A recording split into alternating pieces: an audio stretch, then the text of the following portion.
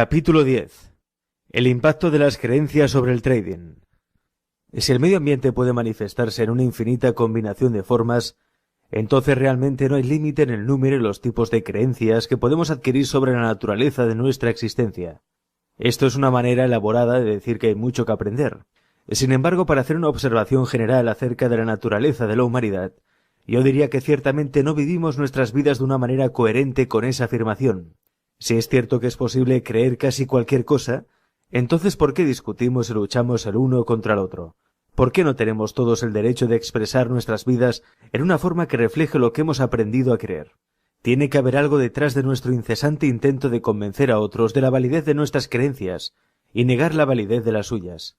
Considere la posibilidad de que todos los conflictos, desde el más pequeño al más grande, desde el menos al más importante, ya sea entre individuos, culturas, sociedades o naciones, es siempre el resultado de las creencias en conflicto.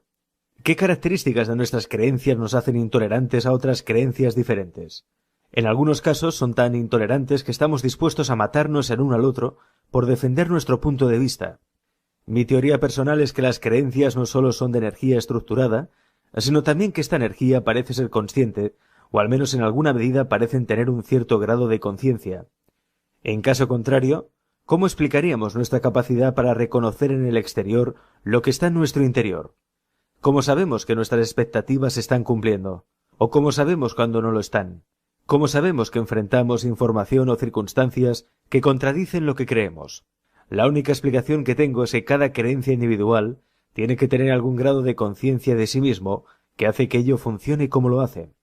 La idea de que la energía tiene algún grado de conciencia puede ser difícil de aceptar para muchos de ustedes, pero hay varias observaciones que podemos hacer sobre nuestra naturaleza individual y colectiva que apoyan esta posibilidad. En primer lugar, todo el mundo quiere que le crean. No importa qué creencia sea, la experiencia de ser creído hace que se sienta bien. Creo que estos sentimientos son universales, lo que significa que se aplican a todos. Por el contrario, a nadie le gusta que no le crean. Esto no se siente bien. Si me dicen, yo no creo en usted, el sentimiento negativo que resuenan por todo el cuerpo y la mente es también universal. Del mismo modo, a ninguno de nosotros le gusta tener nuestras creencias en tela de juicio. El reto se siente como un ataque. Toda persona, independientemente de la creencia, parece responder de la misma manera. La respuesta típica es afirmar, defendernos, defender nuestras creencias y, de acuerdo a la situación, atacar. Al expresarnos queremos ser escuchados. Si nuestra audiencia no nos pone atención, ¿cómo nos sentimos? Nada bien. Una vez más, creo que esta respuesta es universal. Por el contrario, ¿por qué es tan difícil ser un buen oyente? Debido a que ser un buen oyente realmente requiere escuchar, sin pensar en cómo vamos a expresarnos en el momento en que educada bruscamente interrumpimos a la persona que habla. ¿Cuál es la fuerza detrás de nuestra incapacidad para escuchar sin interrumpir? ¿No nos gusta estar con las personas con creencias similares ya que se siente cómodo y seguro? ¿No evitamos a las personas con creencias diferentes o en conflicto con las nuestras porque se siente incómodo e incluso amenazador? El fondo de esta implicación es que en el momento en que adquirimos una creencia, ésta parece adquirir vida propia, haciendo que nosotros reconozcamos y atraigamos a nuestros semejantes y rechacemos todo lo que es opuesto o contradictorio. Teniendo en cuenta el gran número de diferentes creencias que existen, si estos sentimientos de atracción o comodidad de ser rechazados, amenazados son universales, entonces cada creencia debe ser consciente en alguna forma de su existencia, y esta energía consciente, estructurada, debe comportarse de una forma característica que es común a todos nosotros. La principal característica de una creencia. Hay 3 características básicas que usted necesita comprender con el fin de arraigar las 5 verdades fundamentales sobre el trading a un nivel funcional en su estructura mental. Primero, las creencias parecen adquirir vida propia y por lo tanto se resisten a cualquier fuerza que intente modificar su forma actual. Tal vez no comprendamos la dinámica de cómo las creencias mantienen su integridad estructural, pero sabemos que lo hacen, incluso frente a extrema presión o fuerza. A lo largo de la historia de la humanidad, hay muchos ejemplos de personas cuya convicción en alguna cuestión o causa era tan potente que optaron por soportar humillaciones, tortura y muerte en lugar de expresarse en una forma que violaba sus creencias. Esta es, sin duda, una demostración de en cuán poderosos pueden ser las creencias y el grado en que puede resistir cualquier intento de ser alteradas o violadas de la manera más sutil. Las creencias parecen estar compuestas de un tipo de energía o fuerza que se opone en forma natural a cualquier otra fuerza que intente cambiar su forma actual. ¿Significa esto que no pueden ser modificadas? Por supuesto que no. Simplemente significa que tenemos que entender cómo debemos trabajar con ellas. Las creencias pueden ser alteradas, pero no en la forma en que la mayoría de la gente puede pensar. Creo que una vez que una creencia ha sido formada, no puede ser destruida. En otras palabras, no hay nada que podamos hacer para que una o más de nuestras creencias dejen de existir, o se evaporen, como si nunca hubiesen existido. Esta afirmación está fundada en una ley básica de la física. De acuerdo con Albert Einstein y otros miembros de la comunidad científica, la energía no puede ser creada ni destruida, solo puede ser transformada. Si las creencias son energía estructurada consciente, a su vez conscientes de su existencia, entonces este mismo principio de la física se puede aplicar a las creencias, lo que significa que no podemos erradicarlas. Si sabe que algo o alguien está tratando de destruirlo a usted, ¿cómo responde? Se defiende y posiblemente sería aún más fuerte de lo que era antes de conocer la amenaza. Cada creencia es un componente individual de nuestra identidad. ¿No es razonable esperar que en caso de amenaza cada creencia responda de manera análoga a cómo responden colectivamente todas las partes de nuestro ser? El mismo principio es válido si tratamos de actuar como si una creencia en particular molesta no existiera. Si se despertara una mañana y todos los que conocen hacen caso omiso de usted y actúan como si no existiera, ¿cómo respondería? Probablemente no pasaría mucho tiempo antes de que agarrara a alguien y lo encarara para tratar de obligarlo a que lo reconociera. Una vez más, si hace a propósito caso omiso de una creencia, ésta actuará en la misma forma. Encontrará una manera de mostrarse en nuestro proceso de pensamiento consciente o en nuestro comportamiento. El modo más fácil y eficaz de trabajar con nuestras creencias es poco a poco sacarles energía hasta inactivarlas o hacerlas no funcionales. Llamo a esto proceso de desactivación. Después de la desactivación, la estructura original de la creencia permanece intacta, por lo que técnicamente no ha cambiado. La diferencia es que la creencia ya no tiene energía. Sin energía, no tiene el potencial de actuar como una fuerza en nuestra percepción de la información o sobre nuestro comportamiento. He aquí un ejemplo personal. Cuando era niño me enseñaron a creer en Santa Claus y el hada de los dientes. En mi estructura mental, ambos son perfectos ejemplos de lo que ahora son creencias inactivas, no funcionales. Sin embargo, a pesar de que estén inactivas, todavía existen dentro de mi sistema mental, solo que ahora existen como conceptos sin energía. Recuerda el último capítulo en que se define una creencia como la combinación de experiencia sensorial y palabras que forman un concepto de energía. La energía puede salir de la idea, pero el concepto en sí se mantiene intacto, en su forma original. Sin embargo, sin energía, no tiene potencial para actuar en mi percepción de la información o en mi comportamiento.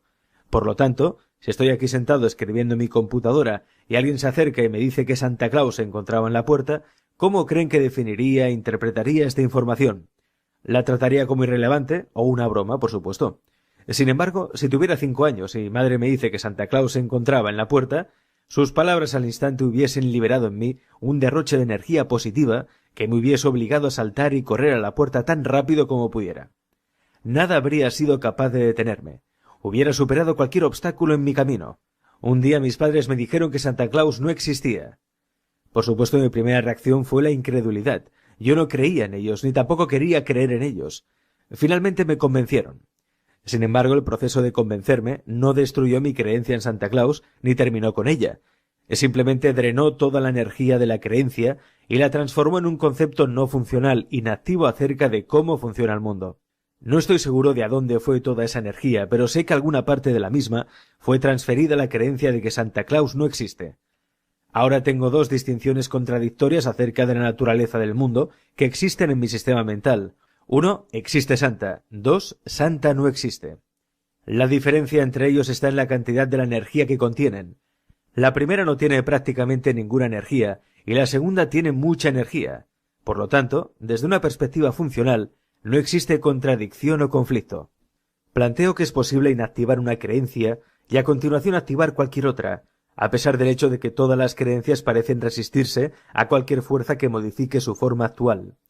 El secreto para cambiar de manera efectiva nuestras creencias se encuentra en comprender esto y, en consecuencia, creer que realmente no cambiamos nuestras creencias, sino que simplemente transferimos la energía de un concepto a otro. Esto es más útil para ayudarnos a cumplir nuestros deseos o lograr nuestros objetivos. Segundo, toda creencia activa exige ser expresada. Las creencias se dividen en dos categorías básicas, activas e inactivas. La distinción entre las dos es simple. Las activas o animadas tienen suficiente energía para actuar como una fuerza en nuestra percepción de la información y en nuestro comportamiento. Una creencia inactiva es todo lo contrario. Es una creencia que por cualquier razón ya no tiene energía, o la que tiene es tan poca que ya no es capaz de actuar como una fuerza sobre la forma en que percibimos la información o cómo nos expresamos nosotros mismos. Cuando digo que todas las creencias activas demandan ser expresadas, no quiero dar a entender que cada creencia en nuestro entorno mental está exigiendo expresarse de manera simultánea. Por ejemplo, si se le pidiese que pensara sobre lo que está mal con el mundo de hoy, la palabra mal traería a su mente ideas acerca de la naturaleza del mundo que reflejan lo que usted cree que sea inquietante o preocupante. A menos que por supuesto no hay nada sobre el estado del mundo que encontrara preocupante. El punto es, sí, hay algo que usted cree es equivocado con respecto al mundo, pero no necesariamente piensa en esas ideas antes de la pregunta. Sin embargo, en el momento que la hice, sus creencias acerca de estas cuestiones se hicieron consciente en su proceso de pensamiento. En efecto, exigieron ser oídas. Yo digo que las creencias exigen ser expresadas porque una vez que algo hace alusión a ellas, parece como si no pudiésemos detener el flujo de energía que se libera. Esto es especialmente cierto en cuestiones emocionalmente sensibles. Nos sentimos particularmente apasionados. Usted podría preguntarse, ¿por qué querría yo contenerme de expresar mis creencias? Podría haber varias razones. Considere la posibilidad de un escenario en el que se encuentra con una persona que está diciendo algo con lo que usted está en completo desacuerdo o incluso encuentra absolutamente absurdo. ¿Expresará usted su verdad o se contendrá? Eso dependerá de las creencias que tiene acerca de lo que es correcto en tal situación. Si sus creencias dicen que hablar sería inadecuado y tiene más energía que sus creencias contrarias a este precepto, entonces usted probablemente se contendrá y no discutirá abiertamente. Usted podría mirar a esta persona, el jefe, y mover la cabeza en señal de acuerdo. Sin embargo, ¿está su mente de acuerdo? O mejor aún, ¿está su mente en silencio? Por supuesto que no. Su posición sobre las cuestiones expuestas es luchar de manera eficaz contra cada uno de los puntos que el jefe está presentando. En otras palabras, sus creencias siguen exigiendo ser expresadas, pero no se exteriorizan, porque otras creencias están actuando como una fuerza neutralizadora. Sin embargo, ellas pronto encontrarán una manera de salir.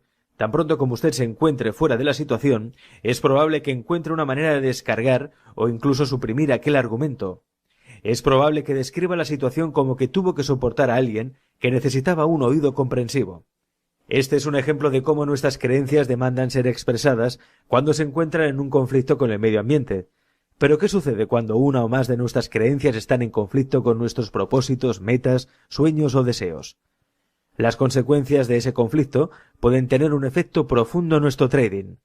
Como ya hemos aprendido, las creencias crean distinciones de la forma en que el medio ambiente puede manifestarse, y las distinciones, por definición, son límites. El conocimiento humano, de otra parte, parece ser más grande que la suma total de todo lo que hemos aprendido a creer. Al ser mayor que la calidad de la conciencia humana, nos da la capacidad de pensar en cualquier dirección que uno elija, ya sea dentro o fuera de los límites impuestos por nuestras creencias. Pensar fuera de los límites de nuestras creencias es lo que comúnmente se denomina el pensamiento creativo. Cuando deliberadamente elegimos hacer una pregunta sobre nuestras creencias, sobre lo que sabemos, y deseamos sinceramente una respuesta, preparamos las mentes para recibir una brillante idea, inspiración o solución a la pregunta formulada. La creatividad, por definición, saca algo que automáticamente nos hace recibir ideas o pensamientos que están fuera de todo lo que ya existe en nuestra mente racional, como una creencia o un recuerdo. Por lo que yo sé, no hay consenso entre los artistas, inventores, religiosos o comunidades científicas en cuanto a de dónde proviene exactamente la información creativamente generada. Sin embargo, lo que sabemos es que la creatividad parece ser ilimitada y sin fronteras. Si hay algún límite en el modo en que podemos pensar, ciertamente no lo han encontrado todavía. Considere la asombrosa velocidad a la que la tecnología se ha desarrollado en los últimos 50 años. Cada invención o desarrollo en la evolución de la humanidad nació en la mente de las personas que estaban dispuestos a pensar fuera de los límites dictados por lo que habían aprendido a creer. Si todos nosotros tenemos la inherente capacidad de pensar creativamente, y creo que sí la tenemos, entonces también tenemos la posibilidad de encontrar lo que yo llamo una experiencia creativa. Yo defino una experiencia creativa como experimentar algo nuevo o fuera de los límites impuestos por nuestras creencias. Podría ser una nueva visión, algo que nunca hemos visto antes, pero que a partir de la perspectiva del medio ambiente ha estado siempre allí. O podríamos experimentar un nuevo sonido, olor, sabor o sensación táctil, experiencias creativas tales como pensamientos creativos, inspiraciones, corazonadas o ideas brillantes. Pueden producirse en forma sorpresiva o pueden ser el resultado de una búsqueda consciente. En cualquier caso, cuando la experimentamos, podemos estar frente a uno de los principales dilemas psicológicos que existen. Una ocurrencia creativa, ya sea en forma de un pensamiento o una experiencia, puede provocar que seamos atraídos por el deseo hacia algo que está en conflicto directo con una o más de nuestras creencias. Para ilustrar el punto, vamos a volver al ejemplo del niño y el perro. Recordemos que el niño tuvo varias experiencias dolorosas con perros. La primera experiencia fue real desde la perspectiva del medio ambiente. Las otras, sin embargo, fueron el resultado de cómo su mente procesaba la información, sobre la base del funcionamiento de la asociación y mecanismos de evasión del dolor. El resultado final es que experimenta miedo cada vez que encuentra un perro. Supongamos que era muy niño cuando tuvo su primera experiencia con carga negativa. A medida que crece comienza a asociar palabras específicas y conceptos con sus recuerdos, lo que formará una creencia acerca de la naturaleza de los perros. Sería razonable asumir que él ha adoptado la creencia de que todos los perros son peligrosos. Con el uso de la palabra todos, la creencia del niño queda estructurado de una manera que asegure que va a evitar todos los perros. Él no tiene ninguna razón para cuestionar esta creencia, porque cada experiencia ha confirmado y reforzado su validez. Sin embargo, él y todos los demás en el planeta somos susceptibles a tener una experiencia creativa. En circunstancias normales, el niño hará todo lo posible para asegurarse de que no se va a encontrar con un perro. Pero, ¿y si algo inesperado y no deseado se produce? Supongamos que el niño está caminando con sus padres y como resultado se siente seguro y protegido. Ahora supongamos que él y sus padres caminan hacia una esquina ciega y no pueden ver lo que está al otro lado. De pronto se encuentran una escena en la que varios niños de aproximadamente la misma edad que nuestro niño están jugando con perros. Y además, es evidente que algunos se divierten bastante. Esta es una experiencia creativa. El niño se enfrenta con la indiscutible información de lo que él cree acerca de la naturaleza de los perros no es cierto. ¿Qué pasa ahora? En primer lugar, la experiencia no provino de la conciencia del niño. Él no tomó voluntariamente la decisión de exponerse a sí mismo a la información que contradecía lo que él creía era la verdad. Podemos llamar a esto una experiencia creativa inadvertida, porque el entorno exterior le obligó a enfrentar otras posibilidades que no creía que existieran. En segundo lugar, la experiencia de ver a otros niños que juegan con perros y estos no les hacen daño, lleva a su mente a un estado de confusión. Después de que la confusión pasa, ¿cómo empezará a aceptar la posibilidad de que no todos los perros son peligrosos? Varios escenarios son posibles. Ver durante algún tiempo a otros niños de su misma edad, con los que podría identificarse plenamente, jugando con los perros podría inducir al niño a querer ser como los otros niños y divertirse también con los perros. Si ese es el caso, este inadvertido encuentro creativo ha hecho que quiera expresarse de una manera que antes no era posible creer, que pudiera interactuar con los perros. De hecho, la idea se veía tan remota que no se le habría ocurrido ni siquiera imaginarla. Ahora, no solo la considera, sino que la desea. ¿Será capaz de expresarse de una manera compatible con su deseo? La respuesta a esta pregunta es una cuestión de energía dinámica. Hay dos fuerzas en el niño que están en conflicto directo una con la otra, y que compiten por expresarse. Su convicción de que todos los perros son peligrosos y su deseo de divertirse y ser como los demás niños pequeños. Lo que vaya a hacer la próxima vez que encuentra un perro será determinado por la que tenga más energía, su creencia o su deseo. Dada la intensidad de la energía en su creencia de que todos los perros son peligrosos, podemos suponer razonablemente que su convicción tendrá mucha más energía que su deseo. Si ese es el caso, entonces va a encontrar su próximo encuentro con un perro muy frustrante. A pesar de que pueda querer tocar mascotas a un perro, se encontrará que no puede interactuar con ellos de ninguna manera. La palabra todos, en su convicción, actúa como una fuerza paralizante que le impide el cumplimiento de su deseo. Él podría ser perfectamente consciente del hecho de que el perro es un animal doméstico, no es peligroso y que no le hará daño, pero no será capaz de tocar una mascota hasta que el equilibrio de la energía en favor de su deseo lo recomiende. Si el niño realmente quiere interactuar con los perros, tendrá que superar ese miedo. Esto significa que va a tener que desactivar su convicción de que todos los perros son peligrosos, para que pueda adquirir una creencia acerca de los perros que sea más coherente con su deseo. Sabemos que los perros pueden expresarse en una amplia variedad de formas, de amistad o en forma desagradable, aunque un porcentaje pequeño de ellos cae en esta desagradable categoría. Una creencia buena, que el niño puede adoptar, sería algo así como: la mayor parte de los perros son amistosos, pero algunos pueden ser tacaños y repugnantes. Esta creencia le permitiría aprender a reconocer las características y patrones de comportamiento que le dirán con qué perro se puede jugar y cuáles evitar. Sin embargo, la cuestión más amplia es: ¿cómo puede el chico desactivar la creencia de que todos los perros son peligrosos para que pueda superar su miedo? Recuerde que todas las creencias se resisten naturalmente a cualquier fuerza que modifique su forma actual, pero como he indicado anteriormente, el enfoque adecuado no es tratar de alterar las creencias, sino más bien drenarle su energía y canalizarla hacia otra creencia que se adapte mejor a nuestros propósitos. Para desactivar el concepto de lo que la palabra todo representa, el niño tendrá que crear una experiencia cargada positivamente con un perro. En algún momento, tendrá que pasar a través de su miedo y tocar uno. Hacer esto podría requerir un gran esfuerzo de parte del niño y emplear una cantidad considerable de tiempo. Al comienzo del proceso, su nueva creencia sobre los perros podría ser sólo lo suficientemente fuerte como para permitirle que en la presencia de un perro se mantenga a distancia y no huya. Sin embargo, cada encuentro con un perro, incluso a distancia, que no dé lugar a un resultado negativo, disminuirá cada vez más la energía negativa de su convicción de que todos los perros son peligrosos. Eventualmente, cada nueva experiencia positiva le permitirá cerrar la brecha entre él y un perro, poco a poco, hasta el punto de que pueda realmente tocar uno. Desde una perspectiva dinámica de la energía, va a ser capaz de tocar un perro cuando su deseo de hacerlo sea por lo menos un grado mayor en intensidad que su convicción de que todos los perros son peligrosos. El momento en que realmente toque un perro tendrá el efecto de ayudarlo a deshacerse de la mayor parte de la energía negativa del concepto de todos, y la transferirá a la creencia que refleja su nueva experiencia. A pesar de que probablemente no es común, hay personas que por diversas razones están motivadas suficientemente para experimentar a propósito los procesos antes descritos. Sin embargo, pueden no ser deliberadamente conscientes de la dinámica en cuestión. Los que a través de su infancia conviven con un miedo de esta magnitud suelen superarlo un poco al azar durante un período de años, sin saber con certeza la forma en que lo hicieron, a menos que busquen y consigan ayuda profesional competente.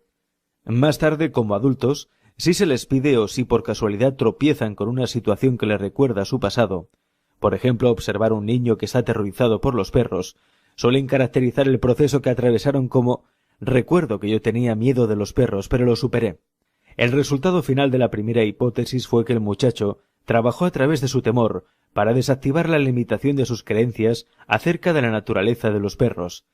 Esto le permitió expresarse en una forma que él considera satisfactoria y que de otro modo habría sido imposible. El segundo escenario, que podría resultar de la inadvertida experiencia creativa con los perros, es que no le atraiga la posibilidad de jugar con un perro. En otras palabras, él se preocuparía menos por ser como otros niños e interactuar con perros. En este caso, su creencia de que todos los perros son peligrosos y su nueva hipótesis de que todos los perros no son peligrosos existirán en su sistema mental como conceptos contradictorios. Este es un ejemplo de lo que yo llamo una contradicción activa, cuando dos creencias activas están en directo conflicto unas con otras, exigiendo expresarse. En este ejemplo, la primera creencia existe en un nivel fundamental en el entorno mental del niño, con mucha energía cargada negativamente. La segunda creencia está en un nivel más superficial y tiene muy poca energía cargada positivamente. La dinámica de esta situación es interesante y sumamente importante. Hemos dicho que nuestras creencias controlan nuestra percepción de la información. En circunstancias normales, el niño habría sido perceptivamente ciego a la posibilidad de interactuar con los perros, pero la experiencia de ver a otros niños jugando con ellos creó un concepto de carga positiva en su entorno mental, de que no todos los perros son peligrosos, y algunos incluso pueden ser amigos. Sin embargo, no ha hecho nada para desactivar el todos en su creencia de que todos los perros son peligrosos, y por lo que sé, las creencias no tienen capacidad para desactivarse a sí mismas. Como resultado, las creencias existen en nuestro entorno mental desde el momento en que ellas nacen hasta el momento en que nos morimos, a menos que conscientemente tomemos medidas para desactivarlas. Sin embargo, en este escenario, el niño no lo desea, y en consecuencia, no tiene ninguna motivación para pasar a través de su miedo. Por lo tanto, el niño se queda con una contradicción activa donde sus creencias mínimamente cargadas positivamente de que no todos los perros son peligrosos le da la capacidad de percibir la posibilidad de jugar con un perro. Pero su creencia poderosamente cargada negativamente de que todos los perros son peligrosos aún le provoca la experiencia de un cierto nivel de miedo cada vez que encuentra un perro. Quizás no lo suficiente para causarle terror, porque en algo este miedo se verá compensado por las otras creencias, pero será sin duda un miedo suficiente para causarle un gran malestar. La capacidad de ver y en consecuencia saber que una situación no es peligrosa, pero al mismo tiempo nos encontramos inmovilizados por el miedo, puede ser bastante desconcertante si no entendemos que el resultado de pensar creativamente o de tener una experiencia creativa inadvertida no necesariamente tiene energía suficiente para convertirse en una fuerza dominante en nuestro entorno mental. En otras palabras, nuestro nuevo conocimiento o descubrimiento podría muy bien tener suficiente energía para actuar como una fuerza creíble sobre nuestra percepción de la información, lo que nos lleva a percibir las posibilidades que de otro modo serían invisibles, pero tal vez no tienen suficiente energía para actuar como una fuerza que modifica adecuadamente nuestro comportamiento. Al hacer esta afirmación, me apoyo en la hipótesis de que se necesita más energía para expresarnos que la cantidad de energía necesaria para observar algo. Por otra parte, los nuevos conocimientos y pensamientos, al instante y sin esfuerzo, se convierten en fuerzas dominantes si no hay nada dentro de nosotros que entre en conflicto con ellos. Pero si hay creencias en conflicto y no estamos dispuestos a desactivarlas, especialmente si están cargadas negativamente, entonces su actuación, con lo que hemos descubierto, será una lucha tal vez imposible. Lo que acabo de describir es el dilema psicológico que prácticamente todos los traders tienen que resolver.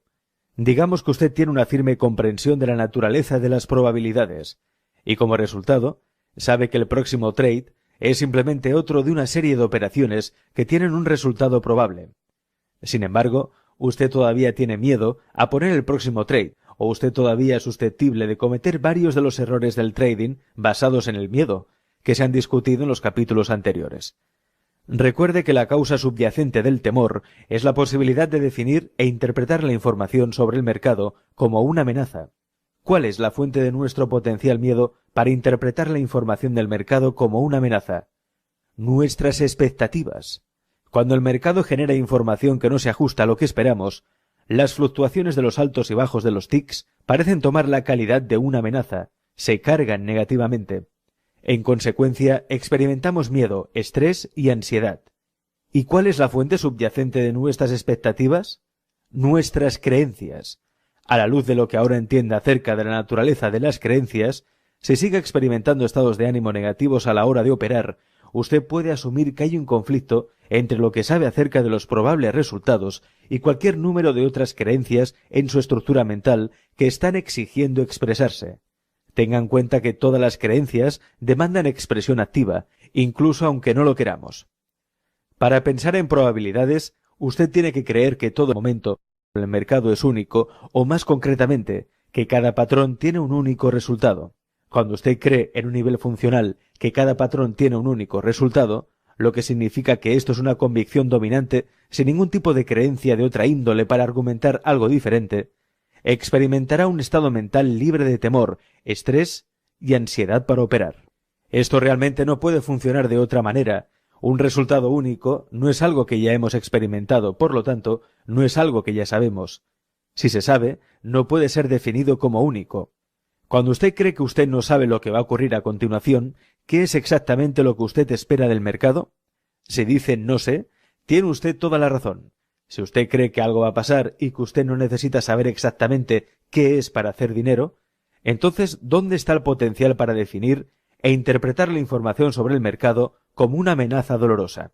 Si dijo nada, tiene usted toda la razón de nuevo. Miremos un ejemplo más de cómo las creencias exigen expresarse. Veamos una situación en la que un niño, en su primer encuentro con un perro, tiene una experiencia muy positiva. Como resultado de ello, él no tiene absolutamente ningún problema de interactuar con los perros, cualquier perro, porque ha encontrado uno que no es hostil. Por lo tanto, no tiene ningún concepto, ninguna creencia activa, de que es posible que un perro le provoque cualquier daño o le haga vivir una experiencia dolorosa. Como él aprende a asociar palabras con recuerdos, probablemente adquiera la creencia a lo largo de los años de que todos los perros son amistosos y divertidos. Por lo tanto, cada vez que un perro entra en el ámbito de su conciencia, esta creencia demanda ser expresada. Desde la perspectiva de otra persona, parece como si este niño tuviese una actitud de abandono e imprudencia. Si intenta convencer al niño de que será mordido algún día, si no actúa con cautela, su creencia hará que no le tenga en cuenta o haga caso omiso de su consejo. Su respuesta sería algo así como «de ninguna manera» o «eso no puede sucederme a mí». Digamos que en algún momento de su vida se acerca un perro desconocido que quiere estar solo. El perro le gruñe. Él no atiende la advertencia y el perro lo ataca.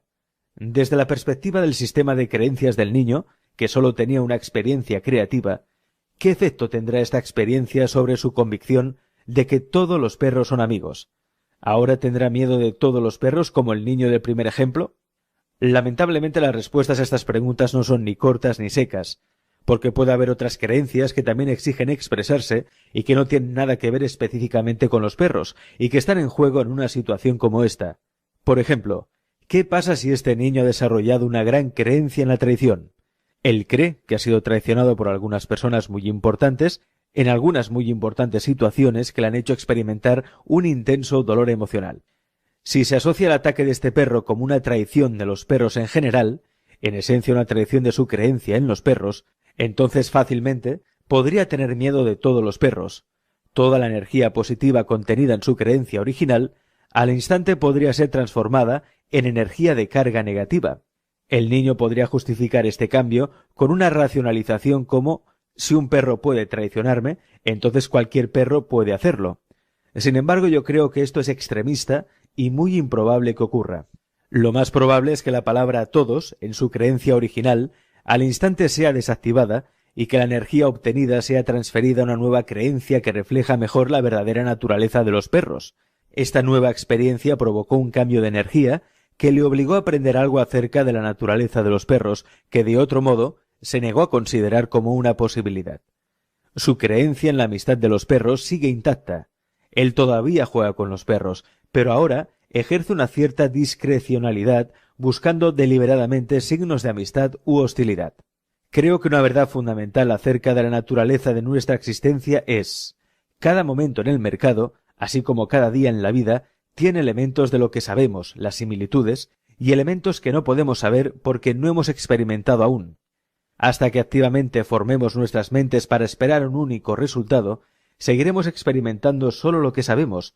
Todo lo demás, cualquier otra información o posibilidades que no sean compatibles con lo que sabemos y esperamos, será descontado, distorsionado, negado rotundamente o atacado.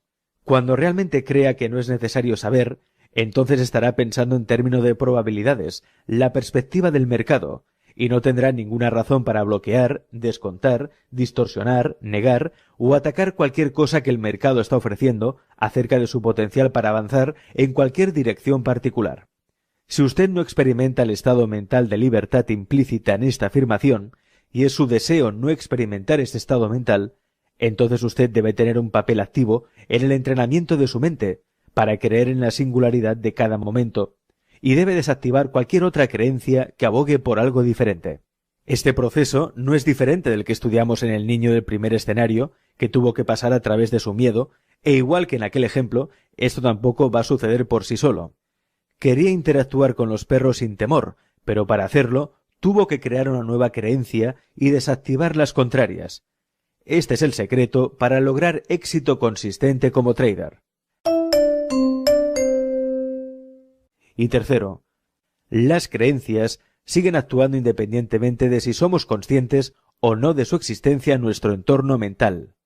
En otras palabras, no tenemos que recordar activamente o tener acceso consciente a cualquier creencia particular para que dicha creencia actúe como una fuerza sobre nuestra percepción de la información o sobre nuestro comportamiento.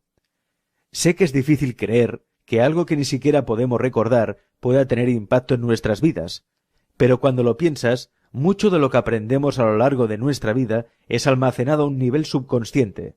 Si yo le pidiera que recordara cada habilidad específica que tuvo que aprender a fin de poder conducir un coche con confianza, lo más probable es que no recuerde todas las cosas que usted necesitó conocer y enfocar mientras se encontraban en el proceso de aprendizaje. La primera vez que tuve la oportunidad de enseñar a un adolescente la forma de conducir, estaba absolutamente sorprendido por lo mucho que debía aprender, y cuánto del proceso yo di por sentado y no lo pensé a nivel consciente. Posiblemente el mejor ejemplo que ilustra esta característica es la persona que conduce bajo la influencia del alcohol. En cualquier día o noche hay probablemente miles de personas que han bebido tanto que no tienen ni idea y mucho menos conciencia de cómo condujeron su coche del punto A al punto B.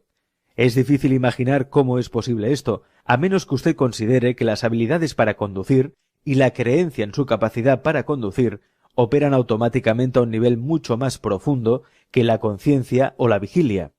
Ciertamente, un porcentaje de estos conductores ebrios se accidentan, pero cuando usted compara el índice de accidentes con el número estimado de personas que conducen bajo la influencia del alcohol, es notable que no hay tantos accidentes.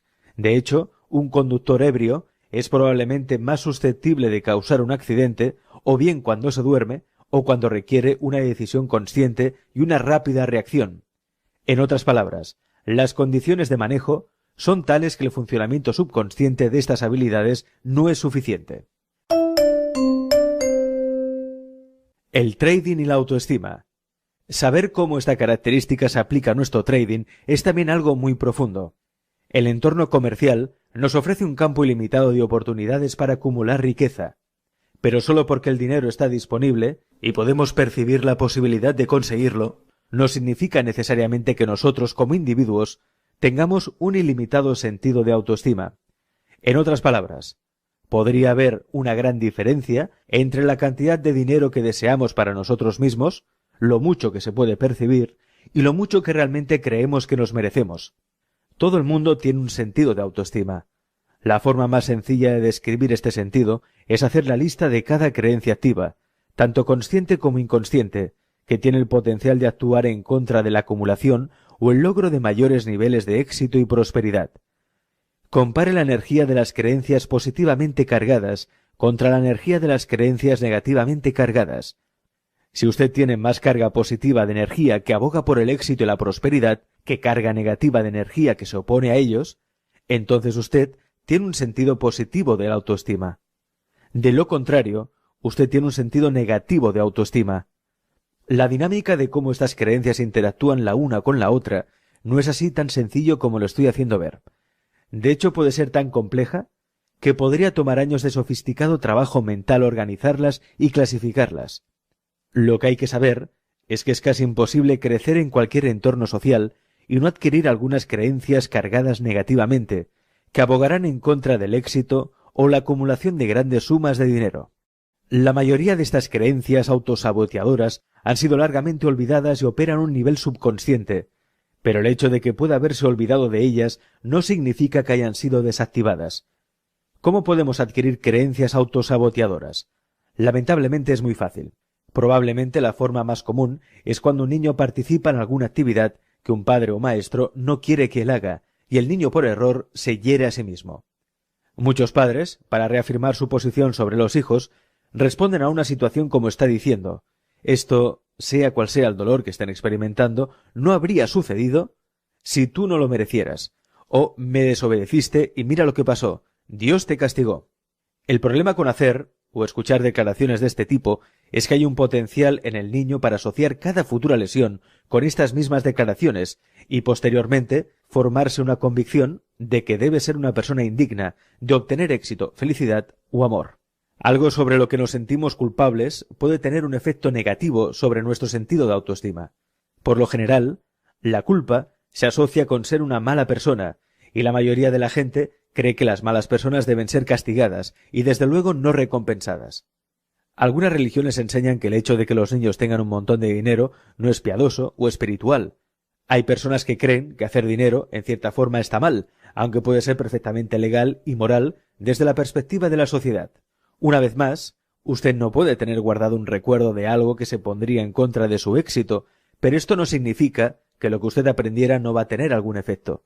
La forma en que estas creencias de autosabotaje subconsciente se manifiestan en nuestro trading es generalmente en forma de errores en el enfoque o la concentración, por lo que cualquier número de errores de trading, como poner una compra en vez de una venta o viceversa, permiten que se distraiga o que salga de la pantalla, solo para darse cuenta, cuando regrese, que se perdió el gran trading del día.